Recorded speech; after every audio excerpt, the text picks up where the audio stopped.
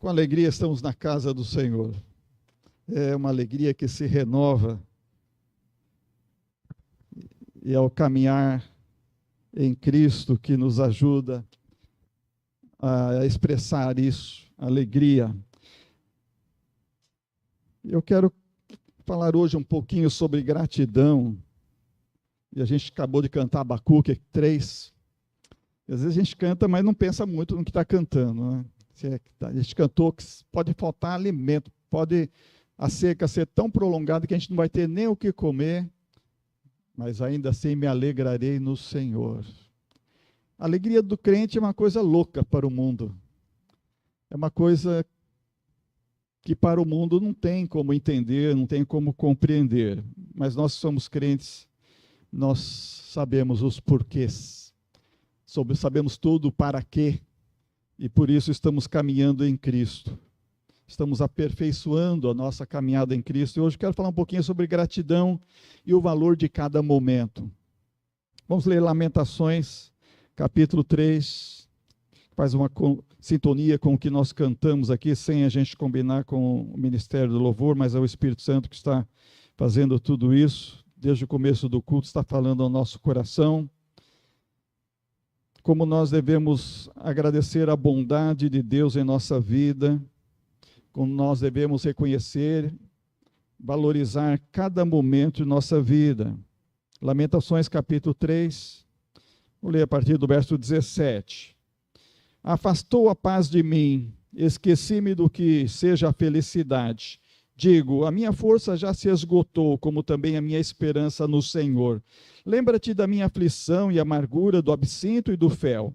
Eu ainda tenho lembrança deles e fico abatido, mas quero lembrar do que pode me dar esperança. A bondade do Senhor é a razão de não sermos consumidos. As suas misericórdias não têm fim. Renovam-se cada manhã. Grande é a tua fidelidade. Digo a mim mesmo, a minha herança é o Senhor, portanto, esperarei nele.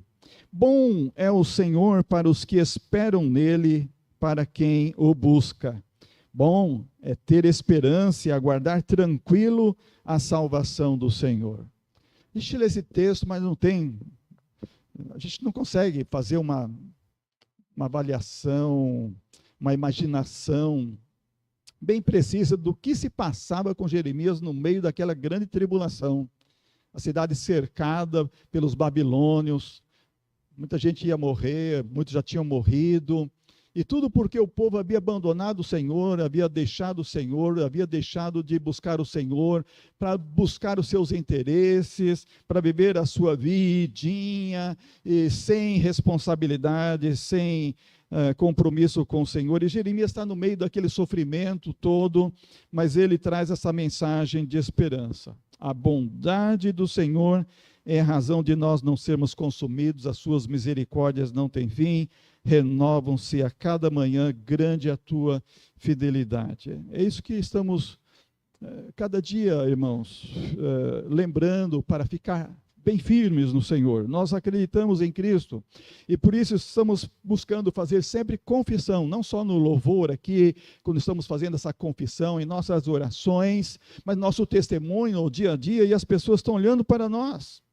E eles estão buscando também essa nova vida em Cristo Jesus, e alguns vêm para Jesus justamente porque alguém deixou uma boa impressão na sua vida, foi um parente, um amigo, um colega de trabalho, e essa pessoa também quis buscar Jesus, amar a Jesus, fazer o bem, obedecê-lo fielmente, ter uma nova vida, uma vida que realmente expressa a vontade de Deus. Então esse é o conselho do Senhor. Como estudamos há pouco tempo o Salmo 25, quem é o homem que teme o Senhor ensinará o caminho que deve andar. O Senhor lhe falará de segredos, de mistérios, lhe dará a entender os seus conselhos. E o segredo do Senhor é para as pessoas que o temem. E por isso nós precisamos, num tempo como esse, congregar, onde de fato Deus é louvado, adorado, a sua palavra é exposta, explicada, pregada, de maneira que as pessoas tenham a compreensão do que é a verdadeira vida em Cristo Jesus. De vez em quando eu encontro uma figurinha nas redes sociais que falam mais ou menos assim: congregue na igreja mais próxima de sua Bíblia, mesmo que ela fique longe de sua casa. Eu creio que a nossa igreja é uma igreja que está bem perto da sua Bíblia. Eu sei porque muitas pessoas aqui moram em pontos bem distantes da nossa cidade. Muitos atravessam a cidade para chegar aqui. Nós buscamos aprender na Bíblia, na fonte, como a gente estudou de manhã hoje na escola dominical, o manancial das águas vivas. Há muitas hoje igrejas que, em vez de aproximar de Deus e da Bíblia, estão levando para outros caminhos. No tempo de Jeremias, os falsos profetas levaram as pessoas para outros caminhos, dizendo: é esse o caminho. E enganadas, essas pessoas se desviaram do Senhor, se desviaram do propósito, da razão da sua vida, e começaram, como diz, cavar poços furados, poços que não retinham água, e Deus estava falando: eu sou o manancial das águas vivas, vocês estão me deixando. Então nós precisamos sempre ser lembrados a respeito de santidade, a respeito de obediência, a respeito de viver a vida de compromisso, como Jeremias está destacando aqui. A obediência à palavra de Deus, ou a santidade em relação à palavra de Deus, é que nos faz viver a vida cristã, contrariando o mundo. E por causa da vida cristã, muitas vezes nós perdemos pessoas, às vezes dentro de casa, familiares, às vezes os colegas na escola, no trabalho, nos abandonam. Às vezes a gente conversa com alguém que passa por essa experiência. Ontem mesmo estava conversando com um irmão e ele estava falando sobre isso, lá no culto da posse do pastor P7. E eu falei: é isso que acontece. Quando nós somos crentes, aqueles amigos de infância ou colegas de tanto tempo, tanta jornada, quando veem que nós estamos andando com Cristo, não querem a nossa amizade. Então, muitas vezes, andar com Jesus é perder pessoas, é perder ambientes que antes nós éramos bem-vindos. E muito mais do que isso, é perder prazeres momentâneos que a vida oferece. Viver a vida com Jesus é viver uma vida de preparo para a eternidade com Deus, e nada se compara a isso. Por isso a obediência, a santidade nos ensina a levar a sério as palavras de Jesus, quando disse, em Mateus capítulo 16, versículo 24 em diante: se alguém quiser vir após mim, negue-se a si mesmo, tome a sua cruz e siga-me. Pois quem quiser preservar sua vida, irá perdê-la, mas quem perder a vida por minha causa, este a preservará. Pois que adianta o homem ganhar o mundo inteiro e perder a vida, ou que dará o homem em troca da sua vida? Porque o Filho do Homem virá na glória de seu Pai com seus anjos, e então retribuirá a cada um segundo as suas obras. Então, valorizar cada momento, ter gratidão no coração, como Jeremias, é saber que as palavras de Jesus nos chamam de fato à renúncia e à obediência por propósito. Nós não queremos perder a eternidade com Deus. Podemos perder sim pessoas, podemos perder sim oportunidades que o mundo dá e prazeres, mas estamos fazendo isso para preservar a vida para a eternidade. É preciso perder para ganhar, nas palavras de Jesus. Paulo, dizendo sobre isso, ele disse: essas coisas todas eu reputei como lixo, por amor a Cristo, para ganhar a vida eterna. Então, todos os dias nós temos que encarar algumas perdas. Às vezes nós perdemos o horário, às vezes perdemos a condução, o transporte. Bom, aqui na nossa cidade poucos usam transporte público, né? Mas para quem usa ou já usou, sabe o que é perder o ônibus naquele horário que você não podia perder. Eu lembro quando eu era recruta, era soldado no quartel lá em São Paulo, eu tinha que levantar de madrugada, e eu não podia perder um dia horário, senão eu ia ficar preso no quartel por chegar atrasado. E eu me esforçava para não faltar, eu nunca faltei, graças a Deus, até debaixo de chuva, de canivete, eu ia para o ponto de ônibus de madrugada, com aquela turma que lotava o ônibus para ir para o trabalho lá na cidade ou na sua empresa. Graças a Deus, nunca faltei, com medo de ficar preso no quartel. Mas quantos irmãos faltam no culto de oração? Quantos irmãos faltam na escola bíblica dominical? Faltam num culto de adoração sem um motivo maior. por simples descuido de perder o tempo, perder o transporte. E às vezes essa perda custa caro. Nós temos que olhar, irmãos, que podemos perder algumas coisas deste mundo, mas perder a comunhão nós não podemos. Perder as coisas do Senhor, como diz Jeremias, nós não podemos. Nós precisamos valorizar as coisas espirituais. Jesus está alertando para a perda que é boa, que é necessária, para não perder a essencial, que é a vida eterna com Deus lá no céu. Aos olhos do mundo, isso que nós perdemos é loucura, porque as pessoas não querem perder a vida. Para elas é autogovernar. Eu que mando no meu nariz, eu que faço as escolhas, eu quero a minha felicidade. E só quem tem os pecados perdoados por Jesus, o seu nome escrito no livro da vida, é que consegue trocar essas coisas que são temporárias por aquela alegria que é eterna. E por isso nós cantamos: eu me alegrarei no Senhor, ainda que falte isso, falte aquilo, todavia eu me alegrarei no Senhor, porque nós temos encontrado a razão da vida, a essência da vida. Então, tudo que parece loucura para o mundo, para nós é uma boa razão para continuar firme na fé, com o coração cheio de gratidão, como vamos celebrar hoje a ceia do Senhor. Coração cheio de gratidão, sabendo o que custou a nossa salvação, o sangue de Jesus vertido lá na cruz. Nós falamos tanto da graça, expressamos tanto sobre a graça, mas a graça não foi de graça, como disse alguém. A graça custou o sangue de Jesus lá na cruz do Calvário. E nós precisamos lembrar disso. Nós precisamos lembrar disso todos os dias. Nós esquecemos isso todos os dias. Nós somos salvos pela graça, mas essa graça custou o sacrifício de Jesus, o Filho de Deus, lá na cruz do Calvário. Ele veio para morrer por nossos pecados. E esse sangue não foi derramado em vão. Por isso nós temos uma vida de renúncia, uma vida de adoração, de sacrifício, obediência, no sentido de cumprir os propósitos, de cumprir a vontade de Deus. Caminhar em Cristo, como diz, custe o que custar. Aconteça o que acontecer, mesmo que venha faltar alimento, ou mesmo que venha perseguição, eu me alegrarei no Senhor. Porque a bondade do Senhor é a razão de nós não sermos consumidos. E as suas misericórdias não têm fim, elas se renovam a cada manhã. Outras pessoas descansam num grande erro.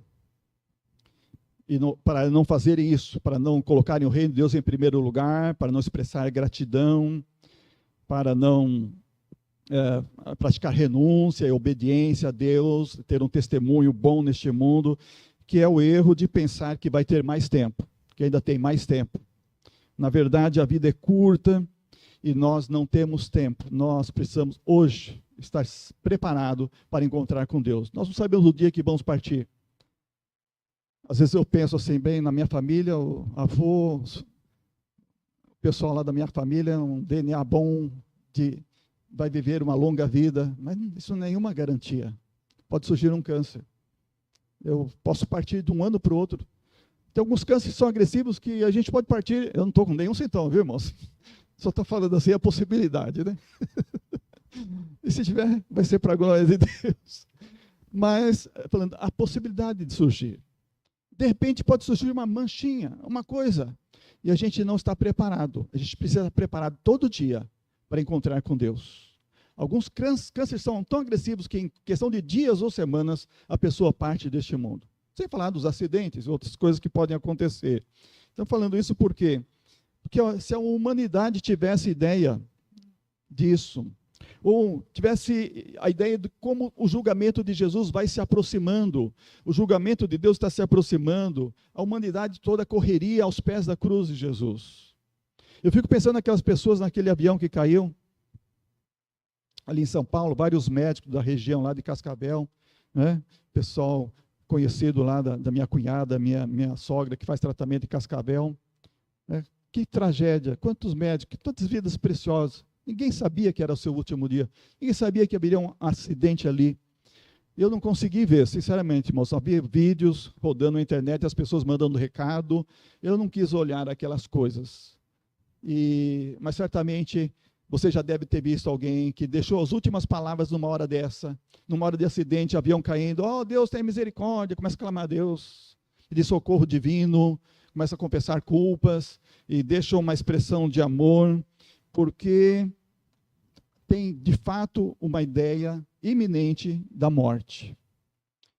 E isso é o que falta na humanidade. As pessoas não estão preocupadas sobre o dia da sua partida deste mundo. E elas pensam que terão muito tempo, mas ninguém sabe o dia e a hora em que vai partir. É claro, eu acredito no que Davi escreveu no Salmo 139, que todos os nossos dias estão contados. Viu, José Fernandes, meu amigo, seus dias estão contados. Você acredita nisso?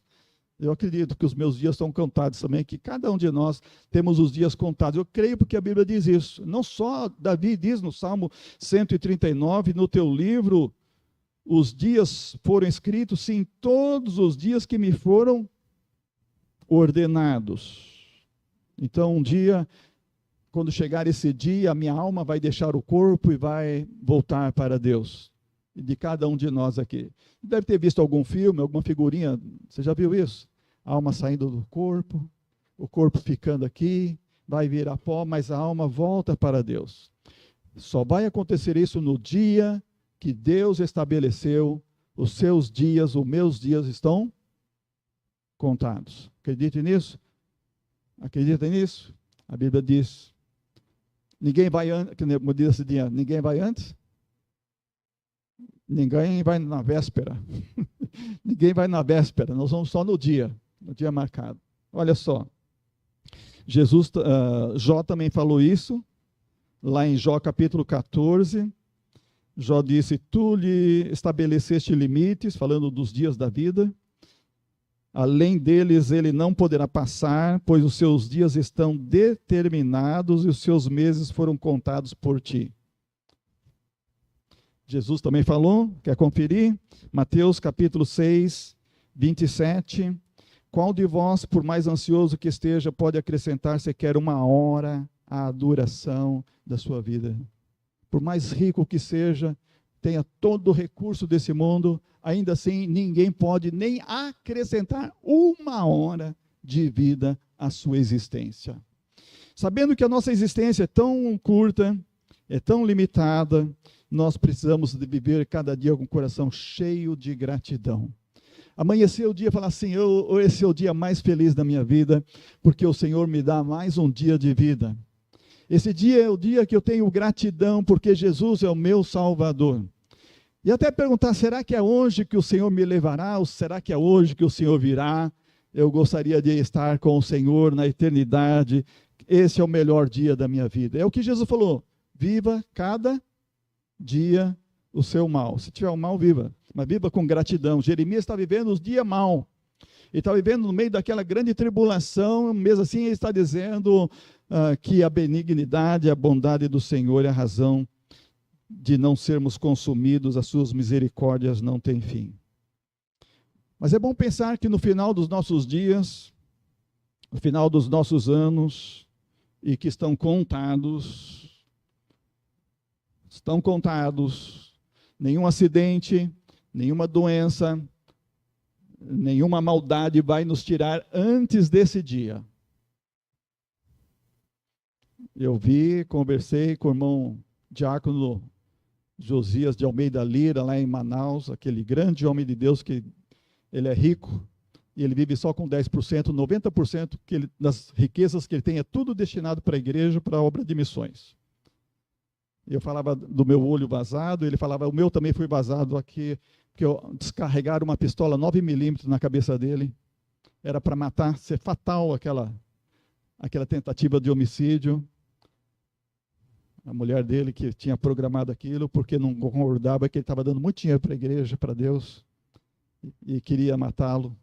Combinou lá um acidente de trânsito, uma simulação, uns marginais lá, simular uma batida na traseira do carro dele e disparar, mas tudo foi descoberto, e até ela foi descoberta, mas ele não morreu. Os médicos disseram lá em Manaus, ele foi de jatinho de UTI para a Beneficência Portuguesa de São Paulo. Eles falaram assim, este não volta. Tantos tiros que ele levou na cabeça, falou, este não volta. Um projétil está alojado dentro da cabeça dele, contava para mim. Mas voltou. Voltou. Os homens podem fazer tudo para tirar a vida de alguém, mas se Deus falar não, não vai. Não tira. Não tira. Porque os dias são contados. Por isso, viver com gratidão, irmãos.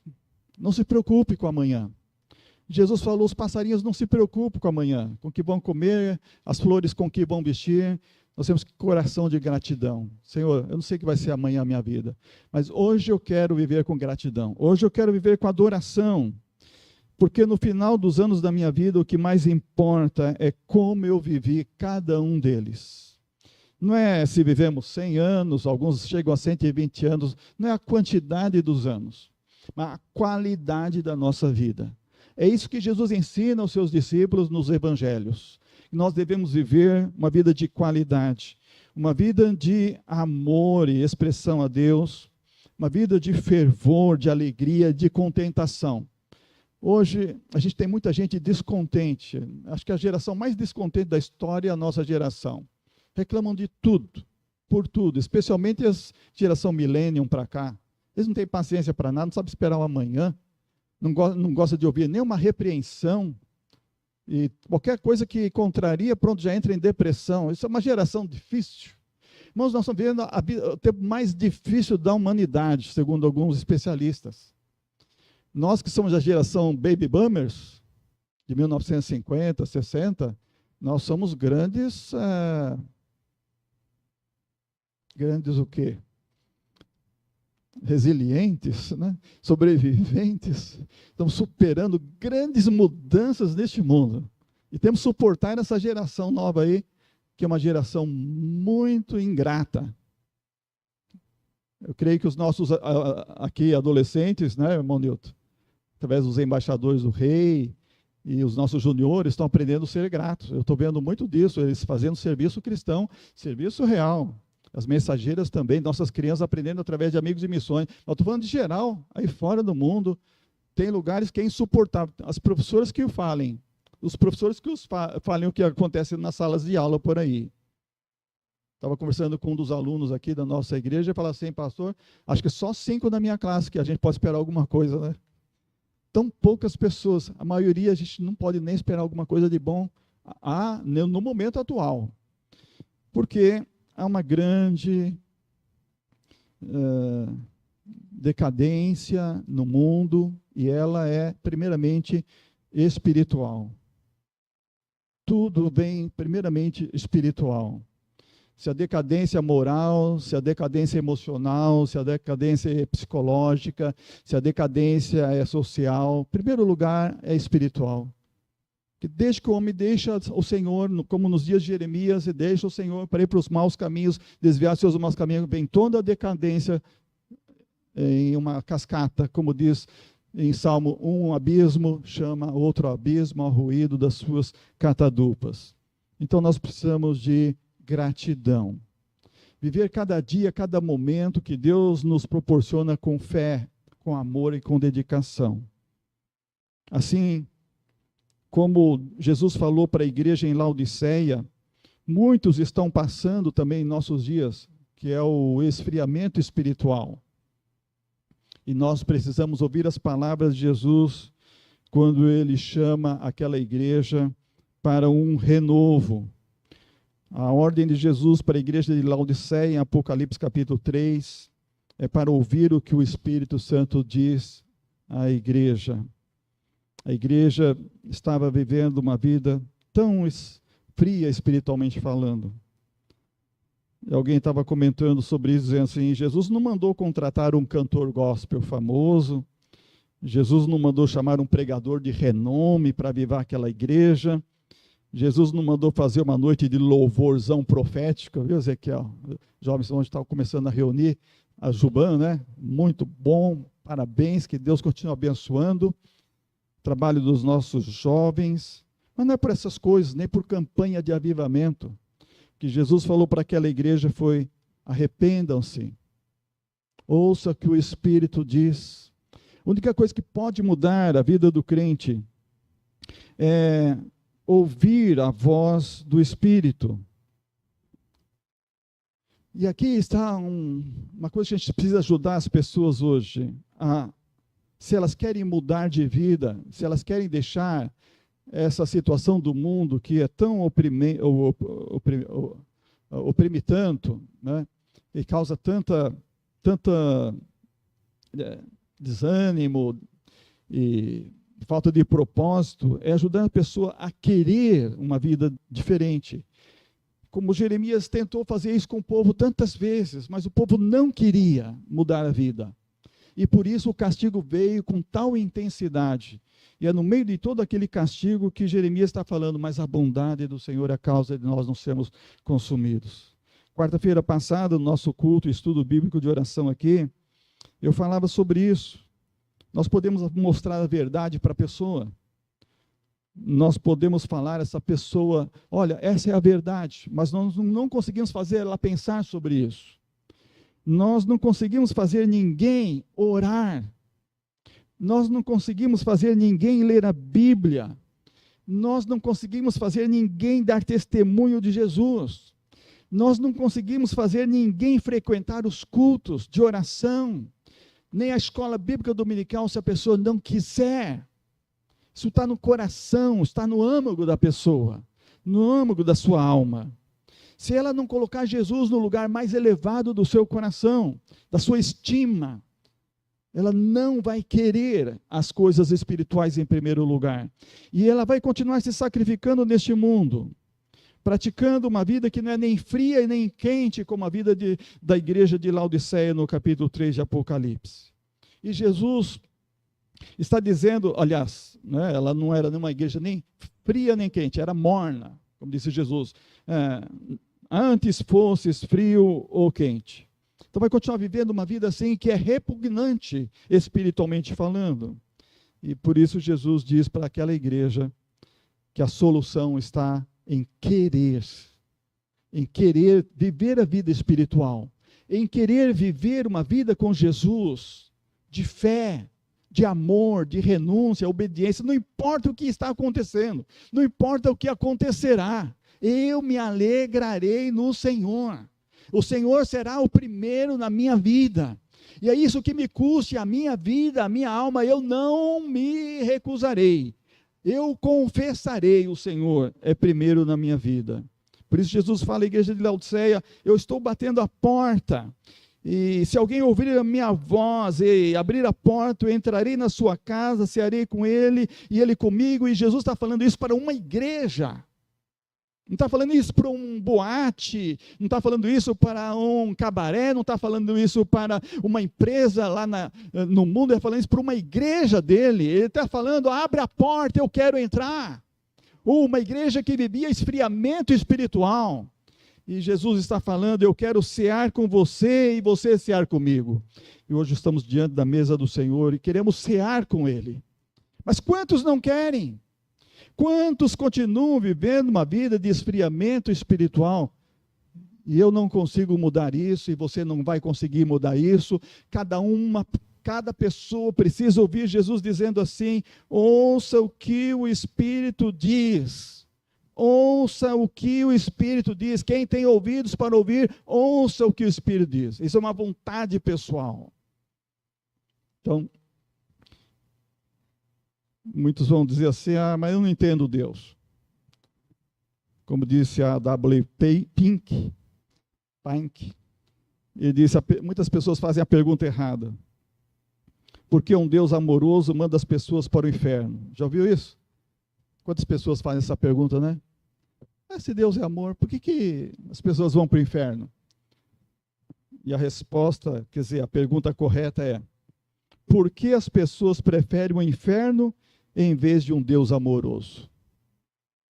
Essa aqui é a questão. Nós temos um Deus amoroso, acessível a todos nós, a todas as pessoas, mas as pessoas preferem ir para o inferno com as suas escolhas erradas, como nos dias de Jeremias. Elas não querem o Deus amoroso. Mas nós que estamos hoje aqui, eu creio que nós queremos o nosso Deus amoroso. Nós queremos viver a vida íntegra, como diz Jesus, mesmo renunciando, pagando, como diz o preço, de cumprir os propósitos, mas de fato buscando caminhar em Cristo com gratidão e com valor de cada momento que Deus nos dá de vida. Eu vou ver para a tua glória hoje, Senhor. E amanhã, ao amanhecer, mesma coisa, Senhor, estou aqui, obrigado, Senhor, me deu vida. Eu tenho o meu coração cheio de gratidão. Não importa o que aconteceu, não importa o que acontecerá, eu vou viver para a tua glória esse dia. Eu quero viver com o meu coração preparado, para quando terminar o meu último dia aqui, eu possa entrar nas moradas que eu tenho preparado. Eu quero a vida eterna, eu quero as moradas que o Senhor foi preparar. E isso é entender a bondade do Senhor. Isso é entender porque nós não somos consumidos a cada manhã. Porque as misericórdias do Senhor se renovam, porque grande é a sua fidelidade. Vamos manter esse alvo. O nosso alvo é Deus. O nosso caminho é Jesus. E a nossa força é o Espírito Santo que nos conduz no nosso dia a dia. Com gratidão e com reconhecimento que nós somos amados por Deus. E Ele quer que nós vivamos cada dia mais perto do seu amor. Mais perto da Bíblia, mais perto dos joelhos dobrados em oração, mais perto de uma vida de testemunho e de impacto, mais perto de uma vida que é prova viva do que é que Deus faz na vida de todo aquele que vai a Jesus e o recebe como seu Salvador pessoal. Que Deus nos abençoe.